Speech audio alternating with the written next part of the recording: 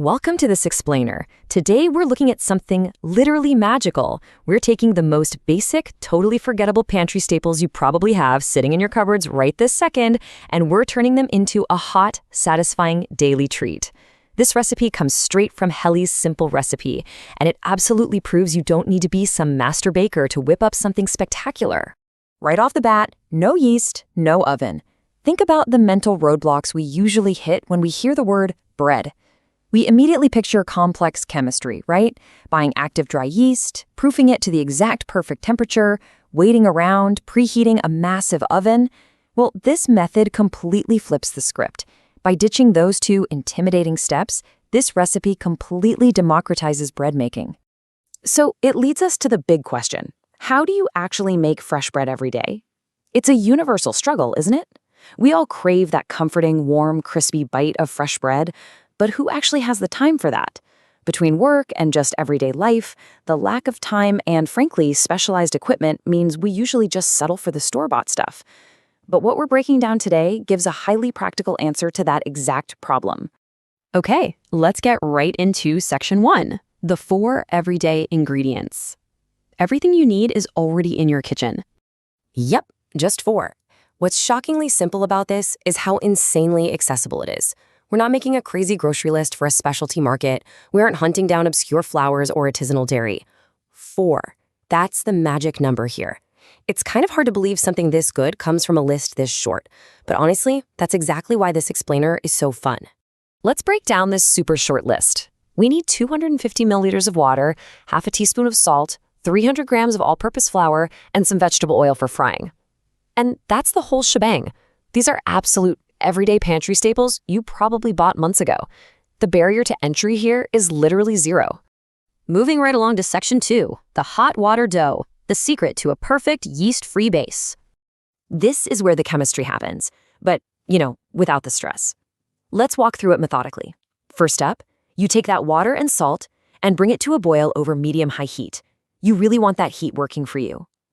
Second, take it off the stove and immediately mix in your 300 grams of flour, giving it a really good stir.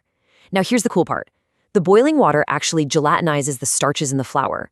It's a brilliant culinary shortcut because it gives the dough structure without needing a single grain of yeast.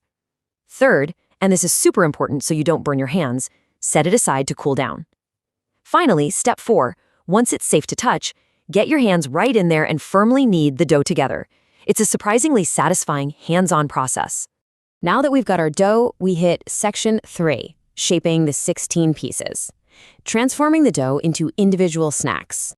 But hold on, before we start shaping, we have to practice a little patience. Right after kneading, at the 0-minute mark, you need to cover the dough and just let it rest. This is totally crucial. You're letting the gluten relax. So take a breath, go make a cup of tea, and just let it sit there. Then, a full 20 minutes later, your dough will be perfectly relaxed, pliable, and ready for you to sprinkle a little extra flour on your counter and start flattening. Let's see how this all comes together. Step 1, you take that perfectly rested dough and divide it into exactly 16 equal parts. Step 2, roll each individual piece smoothly into a little ball.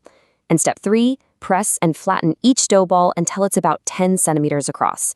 Doing this precise shaping really sets us up for success. We're essentially creating 16 identical, thin canvases that are just begging for some high heat. Which brings us to the absolute best part, section 4, the sizzle and fry, bringing the heat for the ultimate crunch. Now we have to talk about a hilarious little typo straight from the original source's transcript. The instructions say for the first side, fry for 30 to 45 seconds. Fair enough, right? But then it says to flip it over and fry for another 30 to 45 minutes. Yeah, I gotta pause here. If you actually follow that second instruction and leave a thin piece of dough in a hot pan for 45 minutes, you aren't getting daily bread. You're getting a smoking charcoal briquette and a very loud visit from your local fire department. So let's follow the actual rapid-fire steps to, save your kitchen. First, get a nice layer of vegetable oil hot in your pan. Drop in your dough and fry that first side for 30 to 45 seconds until it pops up. Flip it over. Then fry that second side for another 30 to 45 seconds. Seconds, not minutes, people. Then simply slide it out of the pan and repeat this fast-paced, high-energy process until every last one of those 16 pieces is beautifully golden brown. And the payoff for this blazing fast frying process? Well, to quote the creator directly, so crisp and delicious. Just imagine that perfect shattering crunch on the outside from the hot oil, giving way to a soft steaming interior. It is literally the ultimate mouth-watering resolution to this whole process. The original creator from Helly's Simple Recipe leaves us with a quick reminder to subscribe, like, comment, and share their work, and of course, a big warm thank you for checking it out. But as we wrap up this explainer, I want to toss it right back to you. With a recipe this ridiculously simple, just 4 basic ingredients, no yeast, no oven, and mere seconds of cooking time, what is your excuse for not making this today? You've got the flour, you've got the water. Go head to your kitchen, get that pan sizzling, and experience the magic for yourself. Thanks for hanging out with me on this explainer. Keep learning, keep exploring, and I'll catch you next time.